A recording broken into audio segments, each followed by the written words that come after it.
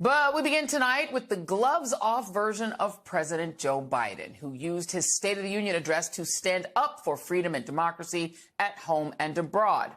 In what was likely his most important speech as he runs for re-election, Biden was forceful and coherent, opening with a riff on the U.S. standing up to Hitler in the 1940s and Ronald Reagan facing down the USSR, and then putting a primetime spotlight on reproductive rights, including calling out the Supreme Court to their faces for ending the federal right to abortion. Biden issued a wake-up call on the threats to democracy we're facing, ripping the Republican Party over January 6th, while using frequent ad-libs to draw battle lines with Donald Trump, whom he referred to 13 times during the speech as my predecessor. I see a future where defending democracy, you don't diminish it. I see a future where we restore the right to choose and protect our freedoms, not take them away. I know it may not look like it, but I've been around a while. When you get to be my age, certain things become clearer than ever. My lifetime has taught me to embrace freedom and democracy, a future based on core values that have defined America: honesty, decency, dignity, equality, to respect everyone, to give everyone a fair shot, to give hate no safe harbor. Now, other people my age see it differently, and I will always be president for all Americans, because I believe in America. The president energized Dems in the chamber, amped them up, really, so much so that the Reverend Dr. Raphael Warnock of Ebenezer Baptist Church complimented Biden afterward for preaching. Listen, I'm a preacher. I know a sermon when I hear one, and I heard one tonight. It's helpful to remember that Biden, who was a senator for decades, was on his home turf. He enjoyed himself so much, he stayed until the lights went out, literally, taking his time exiting the House chamber as he caught up with lawmakers and chatted about policy. He also got a standing ovation and fist bump from United Auto Workers President Shawn Fain, who is emerging as a top surrogate for Biden's re-election bid in Michigan. It was quite a split screen with the assembled Republicans, who were, for the most part, silly, obnoxious, and performative, like Troy Nehls, who wore, without irony, a shirt with Trump's mugshot printed on it, along with the words, "Never surrender," even though the photo is of Trump literally surrendering. As for Marjorie Taylor Greene, let's just say you can't elect your way to class or dignity. She put herself in violation of House rules by donning a Trump campaign hat from his past failed election bid. The contrast with the other side couldn't be clearer, but the most damning split screen of all wasn't the MAGA clowns who were there, but rather the ringmaster in Florida, who spent the night fuming over Biden's success by using Snapchat filters to turn Biden into a Pinocchio and a dog, as if he's a petulant middle schooler with a phone and not enough homework. But the tomfoolery aside, the truly terrifying contrast has to do with what Trump reportedly did today, which was to meet with Viktor Orban, Hungary's autocratic prime minister. The dictator playdate was to occur at Mar-a-Lago, home of Trump and quite possibly our national secrets. Orban champions what he calls illiberal democracy. After losing his bid for re-election in 2002, he plotted a comeback that would ensure he never lost again. When he was elected again in 2010, he got to work quickly. He has cracked down on the media and the judiciary in his country. His loyalists rewrote the Hungarian constitution and changed hundreds of laws to keep Orban and his party in power and to render elections no more than a formality. Trump has an affinity for men like Orban and Putin and Kim Jong-un for the obvious reasons. It's an infatuation he happens to share with the American right. Is Hungary a model for Trump? Of course it is. And so away we go. After cowing nearly every elected Republican, as of today, Trump has now officially taken over the Republican National Committee, with the installation of loyalist Michael Whatley, the former head of the North Carolina Republican Party, and Lara Trump, Donald Trump's daughter-in-law. Whatley is a proud election denier, while Lara claims that Republican voters want the RNC to pay her father-in-law's massive legal bills. And she could be right. After all, it's a cult. It's also a Viktor Orban-style playbook, seizing control of first a major political party and then any institution that stands in his way. We are now in a political reality where the age and experience of people like Joe Biden are viewed as a political liability, while cult-like fandom matters more.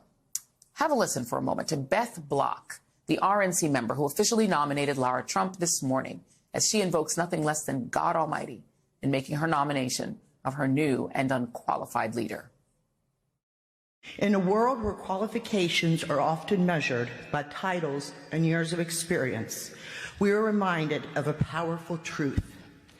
God does not call the qualified. He qualifies the called. Lara Trump is the embodiment of this truth. Joining me now is Tom Nichols, staff writer for The Atlantic, and NBC News presidential historian Michael Beschloss, both friends of the show. Thank you both for being here. Tom, I want to start with you first because you talk a lot about this. There's a combination of it being frightening and just deeply unserious. Last night, I thought that Republicans put on a show that would have been embarrassing if middle schoolers did it. It wasn't dignified. It wasn't adult. It was silly. But at the same time, it did also show that they truly have drunk the authoritarian Kool-Aid. They're all autocrat enablers and sycophants, and they wanted it to be displayed. Your thoughts? The word you left out is opportunists. Many of them are doing this because they like being in Congress. I mean, look, George Santos showed up.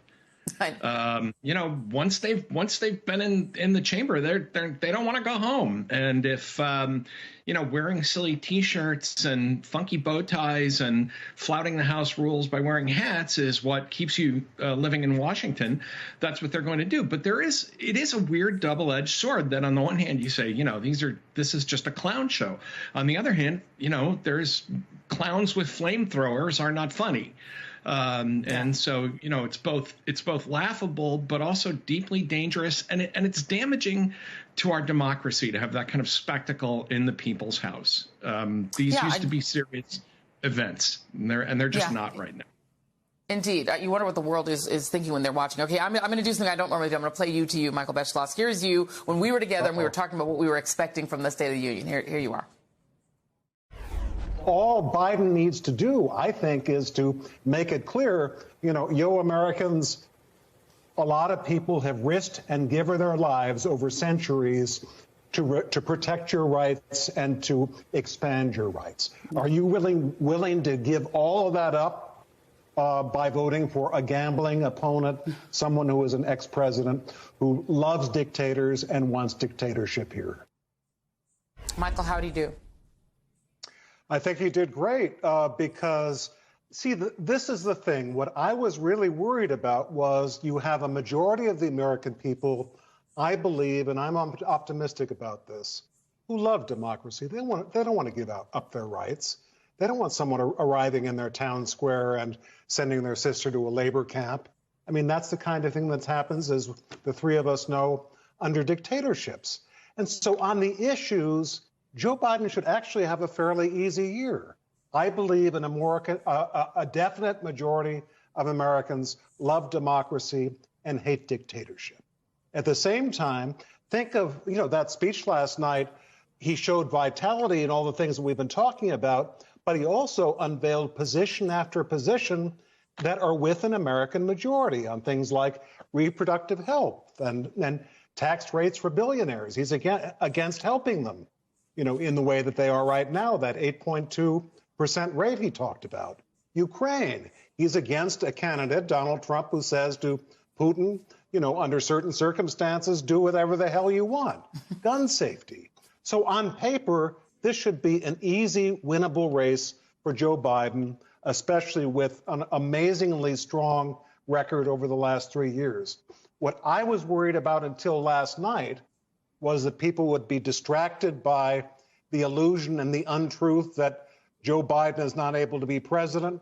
He couldn't have that record unless you had this wisdom and skill over the last 3 years that comes from a half century working in a democracy.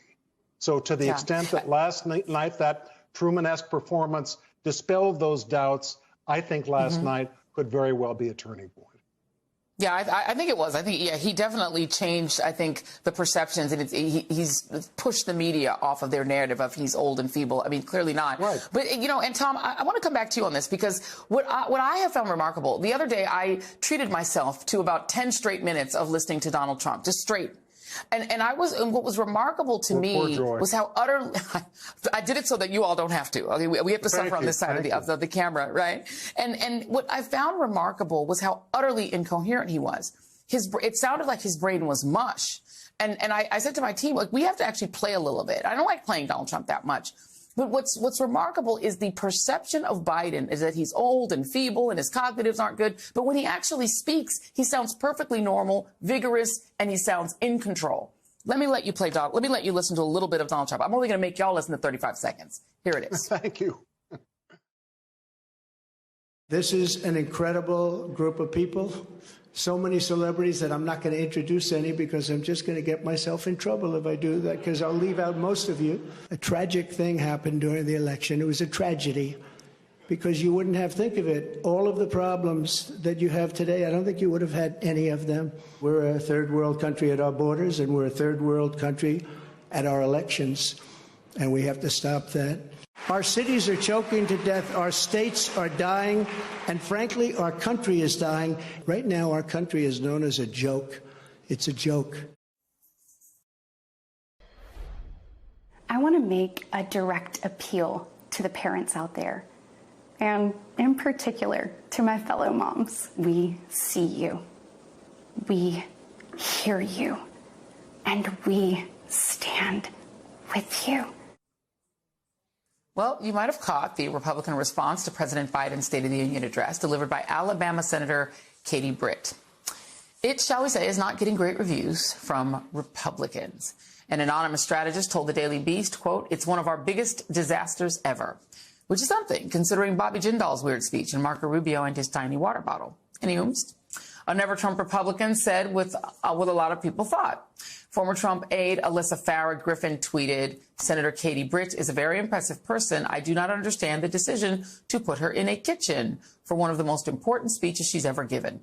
Even MAGA World wasn't thrilled with Senator Britt's not-so-subtle appeal to fans of retrograde America. Right-wing troll Charlie Kirk said, quote, "Joe Biden just declared war on the American right, and Katie Britt is talking like she's hosting a cooking show, whispering about how Democrats don't get it." While Pizzagate influencer Jack Posobiec raged that she didn't even mention Donald Trump. For his part, Trump says he loved it, especially the fear-mongering about the border. Here's a bit of that. President Biden's border policies are a disgrace. This crisis is despicable. Although, as my friend and colleague Rachel Maddow noted and others have pointed out, Senator Britt helped negotiate the bipartisan border security bill, but ultimately voted against it after Trump told Republicans not to take away his pet issue. Joining me now is John Fugelsang, host of Tell Me Everything on SiriusXM and the John Fugelsang podcast, and journalist Liz Plank, author of Airplane Mode on Substack. Thank you both for being here. John, I mean, a lot of people on the right didn't like the speech. Tommy Tuberville loved it. He said the following. He said she was picked as a housewife, not just a senator, somebody who sees it from a different perspective. I mean, she did what she was asked to do. I thought she did a great job. I mean, by definition, a housewife and a senator are two different things. But anyway, what did you think? I mean, you know, Tommy Tuberville better like it because he's now the smartest senator in Alabama. So good for him. I was actually broadcasting live last night on SiriusXM, Joy, so I didn't get to see the end. Did Katie Britt ever finally get to speak with a manager? Because that's what I was wondering the whole time watching. He put the Q in Karen last night. I was watching this thing like, no, really, what antidepressant is this an ad for? That was like the scene in the Lifetime movie before she loses her job and has to move back home. And coming after that speech by Joe Biden, which was just so impressive, what he did at 81 with a stutter, I needed to take a nap halfway through Dune. And then he gives that speech, and it was so cynical that the Republican Party thought their rebuttal should be this lip service to women and younger voters that they're not actually interested in serving. So I think she did her job great, and I think she's going to generate a lot of votes for the Democratic Party. Let me play one more bite. This is Katie Britt, for you, Liz, talking really graphic. This is where it kind of went dark, where she talks about this cartel rape issue. She told me not just that she was raped every day, but how many times a day she was raped. The cartels put her on a mattress in a shoebox of a room. And they sent men through that door over and over again. Liz, she says that this story is about when she first took office in the Del Rio section of Texas. She spoke to a woman who said she had been sex trafficked by cartels starting at age 12. It's an horrific story that she told. But the challenge is when I was listening to her tell this story, what I was thinking in part is that this woman is 100% anti-abortion. So if that story happened today, or even with this young girl who was 12, she would expect if that young woman got pregnant, that young girl got pregnant, that child got pregnant, she would force them to have the rapist's child. Your thoughts on all of it. Yeah, that's a really, really important point. And she was doing her speech from Alabama where, abortion is illegal and makes no exceptions for rape or incest. And watching Katie Brake's rebuttal, it feels like that's probably what it felt like watching like the Titanic sink, where you're seeing a tragedy unfold and there's just nothing that you can really do about it. And to your point, I think people are, saying that this really didn't go well, but I think that this went exactly according to plan for Republicans. I mean, we say that Donald Trump, often said the quiet part out loud, but I think that this speech said the quiet part out loud. There's a reason that she did this speech from her kitchen. If we just look at the policies, not even what Republicans say, right, or even their intentions, just based on their policies, they want women to go back into the kitchen. They want women to have a lot of children and not have, the ability to choose if they want children or how many children they have. They want them to be subservient to their husbands. And so in a way, it just kind of revealed, right, what the Republican Party, where they're at right now and where they stand with women, that they would put their rising female star in her kitchen. Yeah. I can't argue with that. Let's talk about another person who was in a strange position. Mike Johnson. We have just some pictures, John Fugelsang, of Mike Johnson. He didn't seem to really know what to do with his body and his face, and he didn't seem to know when to clap, when not to clap, should he clap. There was one time he finally stood up, and Vice President Harris gave him a look like, "Oh, now you're up." What did you make of his performance last night? The entire thing was awkward. He always looks like he's worried his wife just figured out what his passwords are. But last night, he was a guy. He couldn't stand up for ending cancer. He couldn't stand up for minimum wage. He couldn't stand up for fighting fascism. And he's in a tough position. He can scowl and make Putin happy, or he can politely nod his head and enrage his caucus. I think maybe he was just thinking the entire time that, oh, my God, tomorrow morning, Lara Trump takes over the RNC and starts draining our bank accounts to pay Donald Trump's legal fees. So whatever was on his mind, he's earned it. He's deserved it. And, and then today, Matt Gaetz will probably be calling for his removal. Fair. Liz Plank, the other sort of strange happening was the return of George Santos, or Kitara Ravache, as I prefer to say, apparently running for office again and showed up last night. Your thoughts? He just wants attention. I mean, to me, it's the Marjorie Taylor Greene with the MAGA hat, just using their time in office or using the privileges that they, have because of their time in office. In the case of George Santos, to elevate their brand as if they're influencers when they, are supposed to be public servants. But no, I wasn't surprised at all to see him there. I mean, of course he's there. He needs to sell more of his, videos that he does for, fans and whatnot. So, and he has legal bills to pay too. Yeah, he does. Quite a few. Let me play very quickly Sean Hannity's take. Oh, well, I won't even play it. Apparently, well, I'm play it. I think we have 14 seconds. Here it is. Play it. Tonight, America saw, let's say, a very different Joe Biden. I might call him Jacked Up Joe, and that's being charitable. He sounded like a hyper-caffeinated, angry old man. John Fugelsang, it sounds like the thing that died last night was their sort of Joe Biden is befuddled and cognitively impaired. Now he's amped up and like on the roids. Your thoughts? Yeah, it's fitting he said Biden's on drugs because that's the only way I can watch Sean Hannity's show. Don't forget, this is what they did for Obama. 8 long years. Obama's this neophyte amateur in over his head, and he's a socialist mastermind pulling all the strings. So Yeah, Joe Biden has dementia, and he's a mastermind as well. This is Sean Hannity, who is more responsible than any other journalist for lying this country into a bloody illegal war in Iraq, who's the #1 birther in America, pushed that racist smear for years with no evidence. I would be shocked if Hannity told the truth about last night's speech. That would concern me.